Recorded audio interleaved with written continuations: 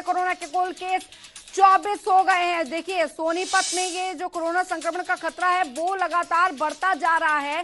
बहुत जरूरी है आपको कि कोरोना संक्रमण के खतरे को समझना। स्टाफ नर्स का पति कोरोना संक्रमित हुआ है, तो देखिए स्वास्थ्य विभाग में भी कोरोना संक्रमण का खतरा काफी ज्यादा बढ़ गया है। जो हमारे फ्रंटलाइन वॉरियर्स हैं जो कि सीधे कोरोना संक्रमितों के संपर्क में आ रहे हैं, उनमें और उनके परिवार में भी कोरोना संक्रमण का जो खतरा है वो लगातार बढ़ रहा है। दोनों को कानपुर रेफर कर दिया गया है और अब सोनीपत में यह आंकड़ा जो है कोरोना संक्रमण का वो काफी ज्यादा बढ़ गया है। ये इस वक्त की बेहद बड़ी खबर हम आपको बता रहे हैं। सोनीपत में कोरोना के कुल 24 केस अब तक हो चुके हैं। बहुत जरूरी है सावधानी बरतना, क्योंकि थोड़ी छोटी सी लापरवाही जो है वो आपको मौत के मुंह में धकेल सकती है।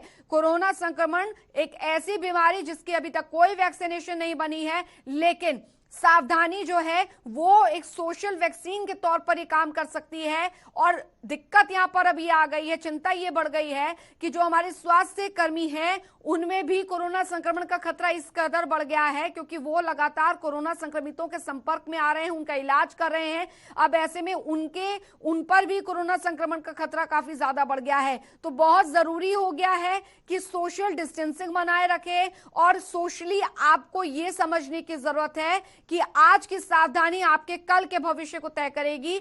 और फिलहाल आपको सोनीपत का हाल हम आपको बता रहे हैं क्योंकि यहां पर स्टाफ नर्स का जो पति है वो भी कोरोना संक्रमित हुआ है। स्टाफ नर्स की सास भी कोरोना पॉजिटिव जो है वो पाई गई है। तो बता दें 25 अप्रैल को पॉजिटिव आई थी नर्स की रिपोर्ट, जिसके बाद उसके परिवार की रिपोर्ट भी यहां पर की गई थी, जिसमें परिवार की रिपोर्ट में भी वो पॉजिटिव आए हैं। तो फिलहाल आपको ये बड़ी खबर बता दें, पुलिस लाइन में कम्युनिटी सेंटर सील कर दिया गया है।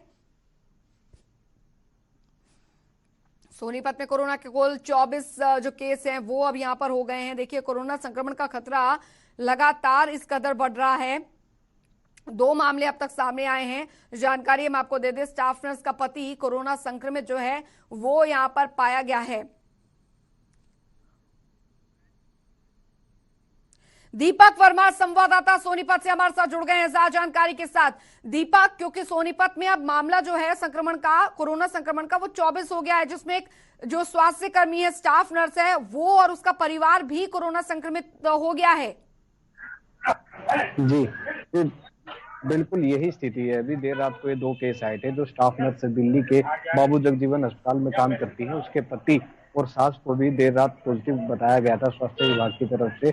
दोनों को आइसोलेटेड किया गया है। इस तरह से सोनीपत में कुल 24 केस हो गए हैं, जो कि पहले 22 थे, लेकिन देर रात 2 मामले बढ़ने के बाद 24 हो गए हैं। और जो दोनों है वो क्या नाम है, जो सास है वो 60 वर्षीय है और जो पति है वो तकरीबन 38 वर्षीय है, और दोनों को खानपुर रेफर किया गया। इससे पहले जो स्टाफ नर्स जो आई थी, पॉजिटिव आई थी, वो दिल्ली के रिकॉर्ड में दर्ज थी, लेकिन वो खानपुर ही आइसोलेटेड थी। जी दीपक, हालांकि फिलहाल लॉकडाउन का कितना असर सोनीपत में देखने को मिल रहा है, क्योंकि आंकड़ा लगातार, संक्रमण का जो आंकड़ा है वो लगातार बढ़ता जा रहा है। ऐसे में बहुत जरूरी है ये समझना कि लोग कितना समझ रहे हैं इसके खतरे को, लोग कितना समझ रहे हैं नियमों को।